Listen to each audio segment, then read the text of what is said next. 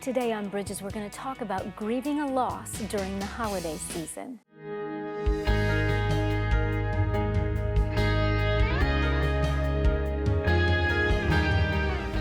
I'm Monica Schmelter, and I'm so glad that you could join us for Bridges today. And today, as we're in this holiday season, we're going to talk about one part of the holiday season that can be sad and uncomfortable for some, and that's really talking about what do we do if we're grieving during the holiday season? And my guest today is really able to offer us her personal story and what she's learned on her journey after going through the devastating loss of her oldest daughter, Nicole. And Kim, it's good to have you back on Bridges today. Thank you so much for having me.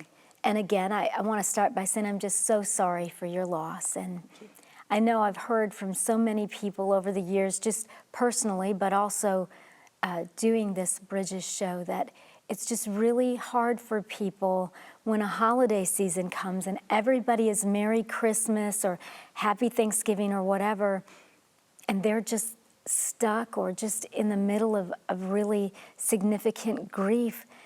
How did you handle that? Well, I can, even as we're approaching the holidays, I can still feel that old familiar ache in my heart. And I know that a lot of people are suffering, and we kind of tend to see everyone as what we see on TV or the cultural expectations of what a holiday season has. And I think that the first Christmas without our daughter Nicole, we were able to just go away and escape. And I would say that for me, the biggest thing that we learned was to be able to let go of the expectations, to not let the cultural expectations of what Christmas, of what Thanksgiving should be, let those go. And I think that was a big first step for us in approaching holidays. Yeah. And how did you do that? Because, you know, we say those words, well, I need to let go of the expectation. And I agree with that. And I think, honestly, even sometimes if that's not about grief, I just think the expectations of the holiday season's about families, about what it looks like. Like people say, I remember a woman bursting into tears one year because someone played a song, Home for the Holidays, and her heart was broken because her son was deployed and he wasn't able to come home for the holidays. So for many of us, the holidays don't look like what we were thinking or what we were imagining. So how do we start over or let go of those expectations? What did you do?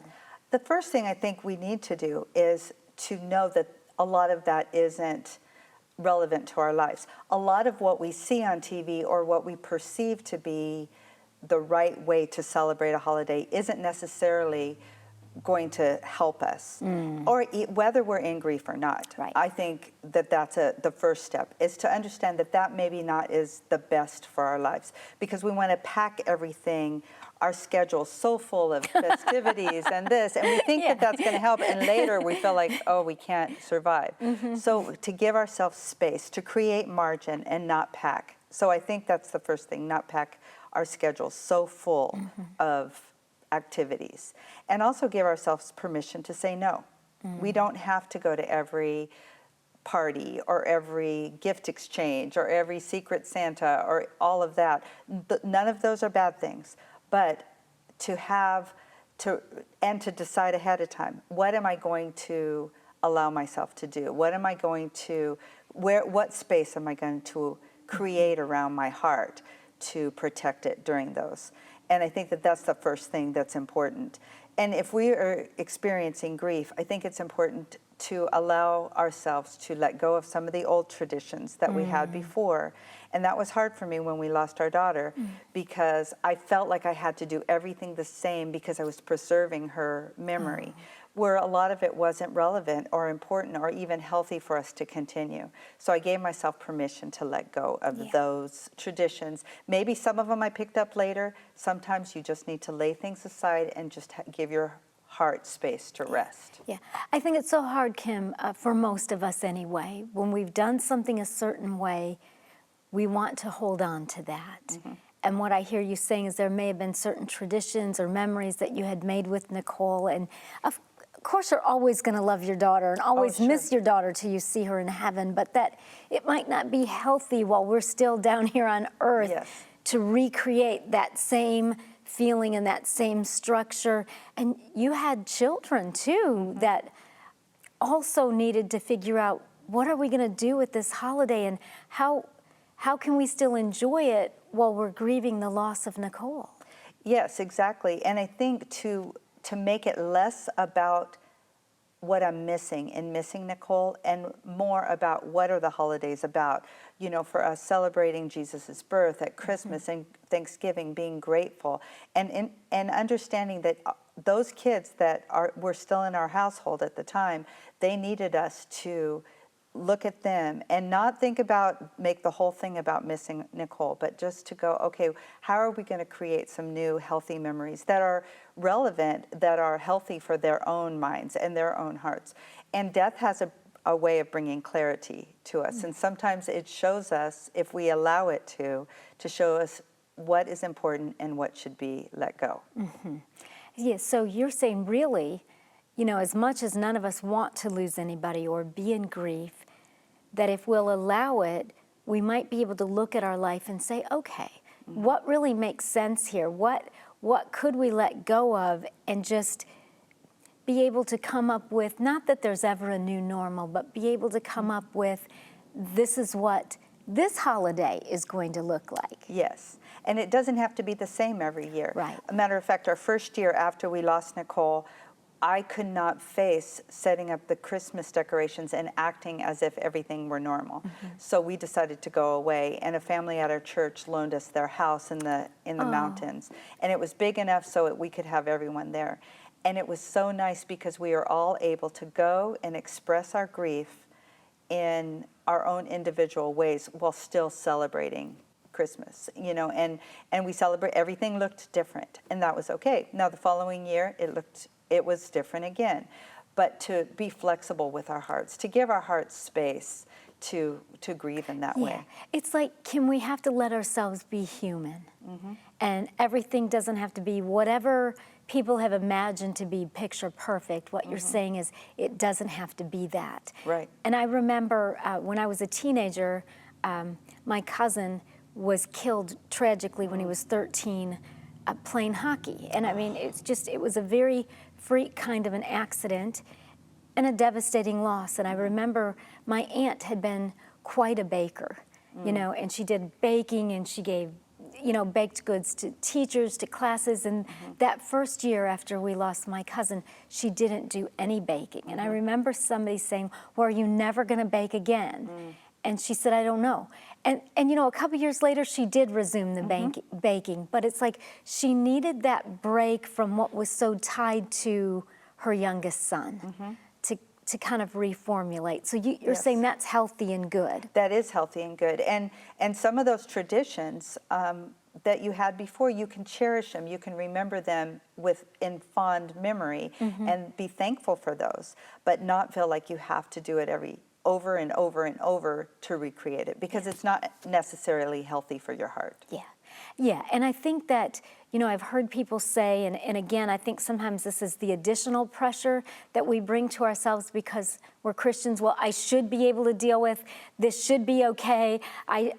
With God's help, I can do this. And you know, with God's help, we can do hard things, but not every hard thing is for us to do. No, and I think that in holidays, especially, that we put all these expectations on ourselves. The culture, you know, we allow that to happen. It is our choice, and that's not something the Lord has said. Okay, you celebrate this, you do stockings this way, you do this. You know, pack your schedule full. Make sure you buy everybody a gift. That's not. It's not bad if that's what you are. You know, if it's a healthy place for you. But we have to really realize that that's not the most important thing. The most important thing is spending the time together as a family, loving each other, being present in every moment that we have, and enjoying that, whatever that looks like.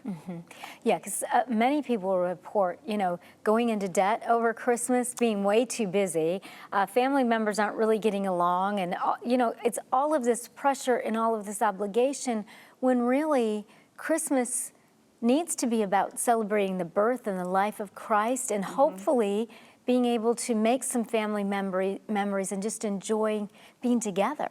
Yes, and I think that if we can just do that, if we can just let go of all the other stuff, and then our hearts can heal if we're in grief. And this applies even if we're not in grief, but especially if we're in grief, because grief is amplified during the holidays, because it's a reminder of who's missing at our table because of all of the things that we've done in the past. So it's very important to allow ourselves that space. It's very important to simplify our lives and just create that around us and give ourselves permission to do that. Yeah.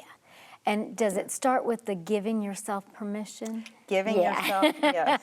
Because we're our own worst enemy most of the time. And the family isn't normally having these expectations. I felt like, okay, I've got to do this just perfectly. I've got to recreate this. And there are ways that I can honor Nicole's memory in my holidays without going crazy.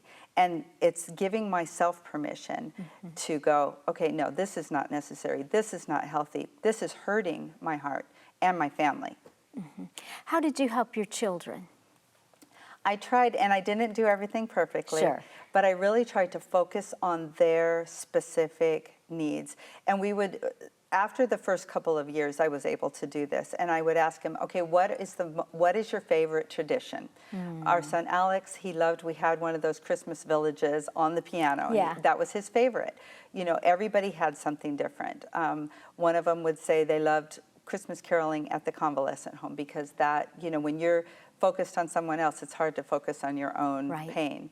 And so I would ask each one of the kids, and say, okay, and it changed over time. What is your most important thing that we do at Christmas? What's most valuable to you? Oh, that sounds like so much fun, and it's getting everybody's feedback, and sounds like what we should all do, whether we're in grief or not. And it was freeing to be able to do that. Absolutely. We've got to take a break. Stay with us. When we come back, we're going to continue to talk about how to grieve and still enjoy the holidays. For more information on a guest, visit our website, ctntv.org.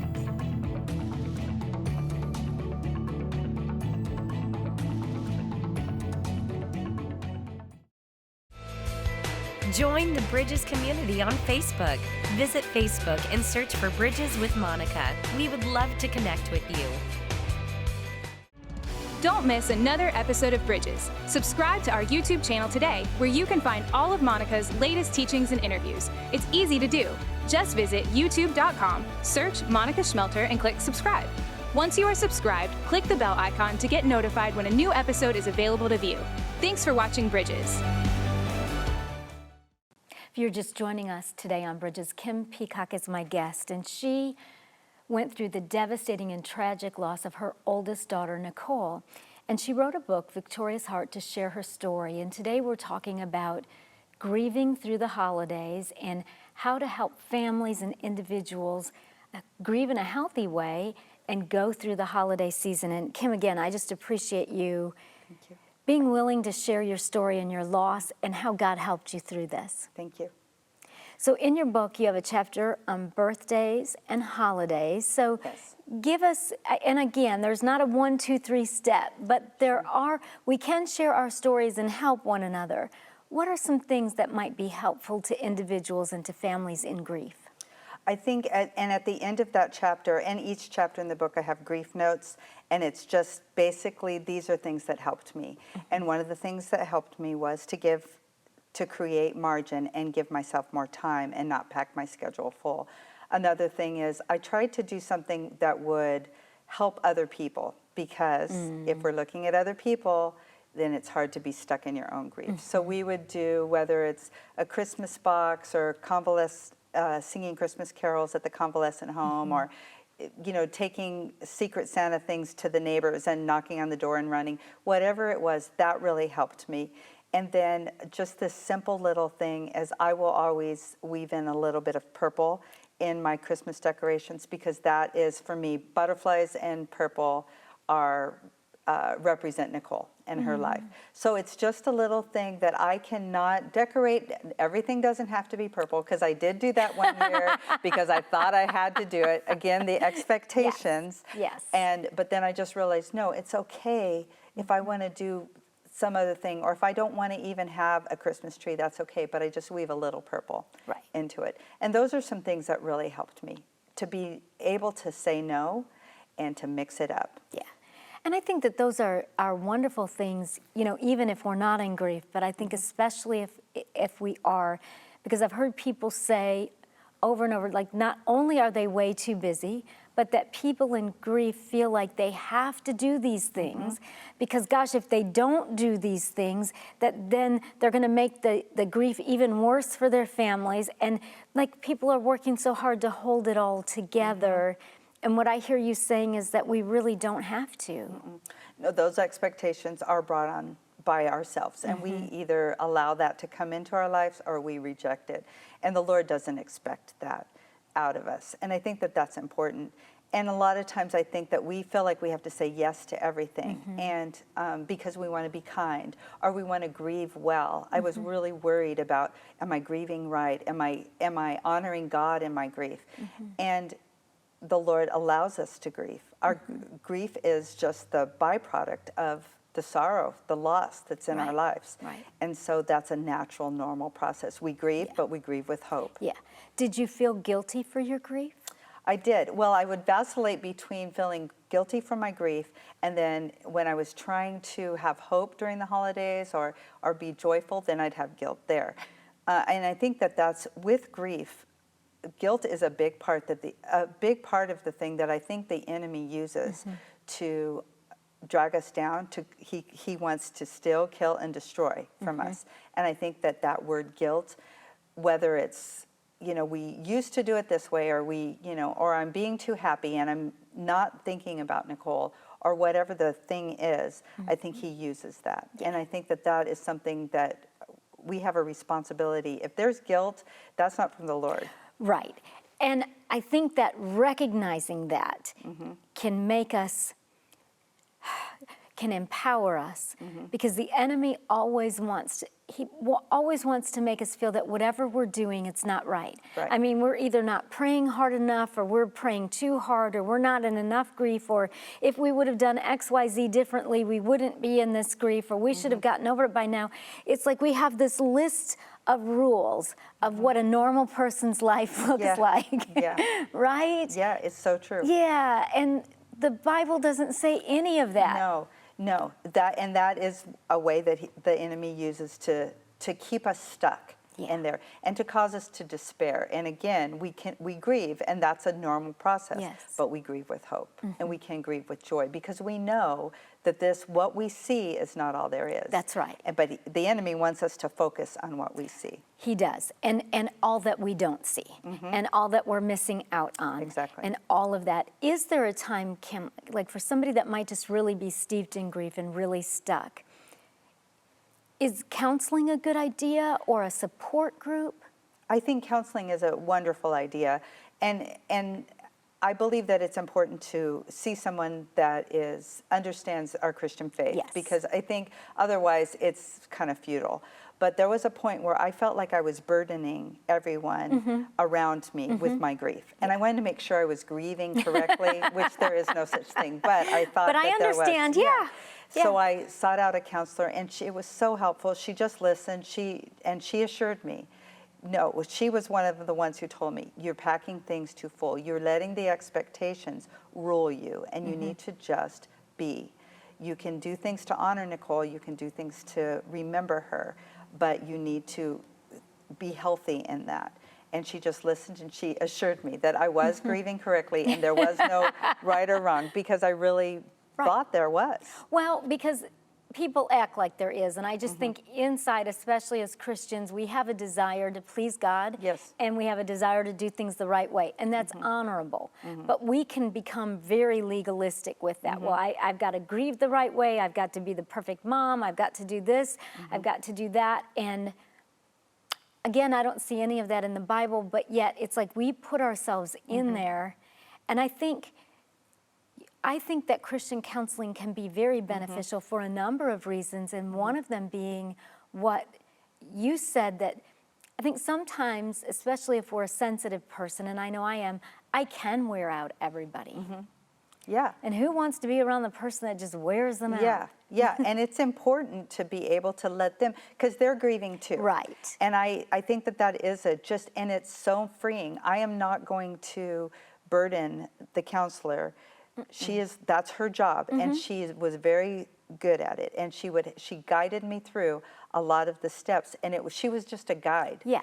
And so, and because her advice went along with scripture, it was very healing to do that. And like you said, I was able to kind of let the people around me who loved me the dearest, but let them grieve in their own way. Right, and just not burden them. And plus, a Christian counselor, and you pay them, and they have to keep it confidential. Yes. So and they don't judge me. And that whole Right. judging thing, I think we worry, and there is an expectation of, as Christians, oh, is she, she must not have enough faith. I think that that is a real thing. This counselor, she knows the what I'm talking about. And she doesn't judge me. She doesn't have expectations about what I should or should not be feeling. Yeah, I think that's one element of Christian counseling is to have that safe space to not be judged. Sometimes I think it's just helpful to us as people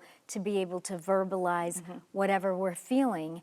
And that doesn't mean that we think that our feelings are always right. I mean, sometimes we just need to say something, and that is what it helps God help us process it through. But if we never admit to that level of grief or to that doubt or to, that somehow this could all be my fault, or could I have made a better decision and maybe this wouldn't have happened, we all need safe spaces to say that, to feel that, and have it be okay.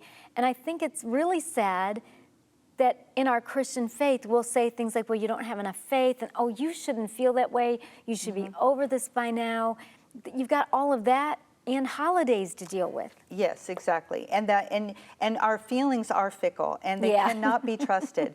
But sometimes, exactly like you said, you do need to verbalize them. You need to be able to express that. Right. And even sometimes as they come out of your mouth, it clarifies. Right. Well, we can't be led by our feelings, and our feelings are not the absolute truth.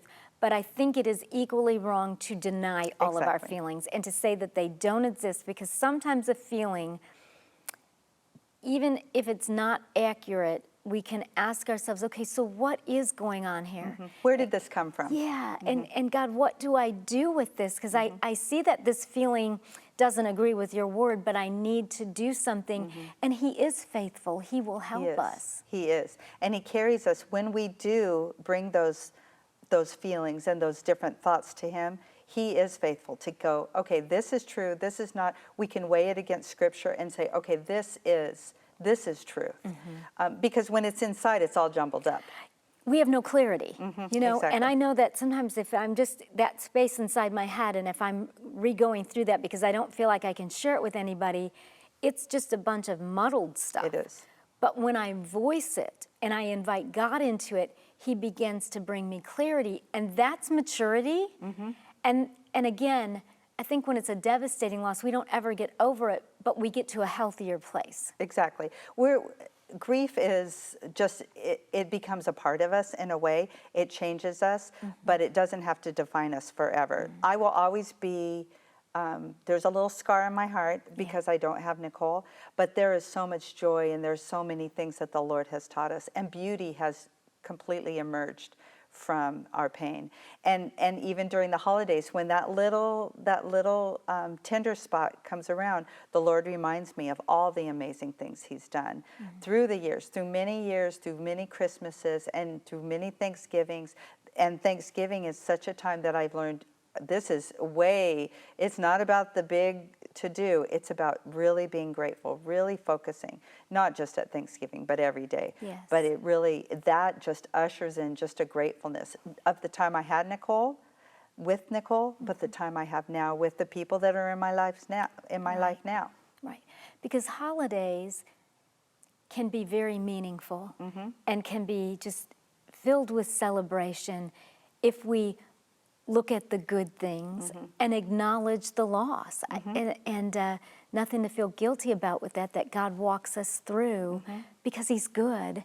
And I just so appreciate you coming and sharing your story. Thank you so much. Yeah, I appreciate it. Thank you so much for coming and being so brave, and thank you for letting the Lord process you through that. Thank you so much for having me. It's been a blessing.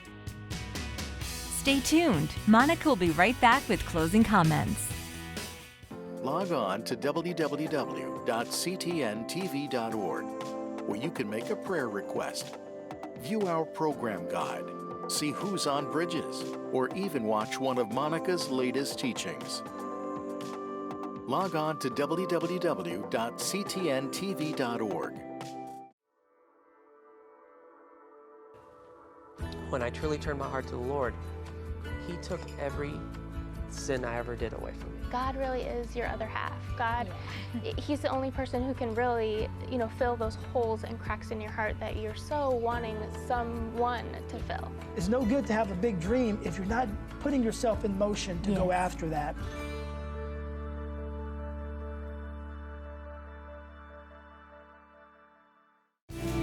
Prayer changes things.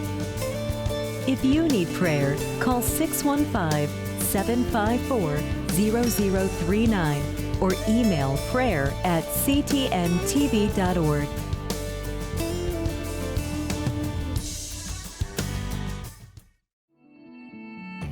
For more information on a guest, visit our website, ctntv.org. Today on Bridges, we've taken a look at grieving through the holidays, and certainly grief looks differently for all of us, and as many people say, grief comes in waves. But as Kim shared today, her story of the tragic loss of her daughter and how she really learned to look at the holidays in a new way and to not be stuck in, well, this is the way that we've always done it, but to say, what can we do that would really honor our family traditions, and what are people's favorite things that bring them joy during the holiday season. So I pray that if you're in a season of grief, that during this holiday season, that you will really lean into the power of Christ and allow yourself to grieve, and also allow yourself to enjoy the holidays. And if you need to cut back or scale back on activities or gift giving or how many parties that you go to, allow yourself that room and that margin to do so. So many of our struggles here on planet Earth is because of the expectations that we place on ourselves. We see things on TV, we read things in books, and we think, well, that's the right way, and if I don't celebrate that way, then I'm not doing the holiday season right. Honestly, all God wants from any of us is our heart. He wants our worship. He wants our obedience. He wants to be in our presence. And He doesn't matter how many gifts that we buy or parties that we go to. He just wants us to know Him. And perhaps that's the greatest lesson for all of us during the holiday season, whether we're dealing with the loss or not, is to take some time to rest in the Lord's presence, to bask in His presence, to get to know Him better. All of us here at WHTN wish you a very Merry Christmas. We're out of time. Goodbye, and God bless you.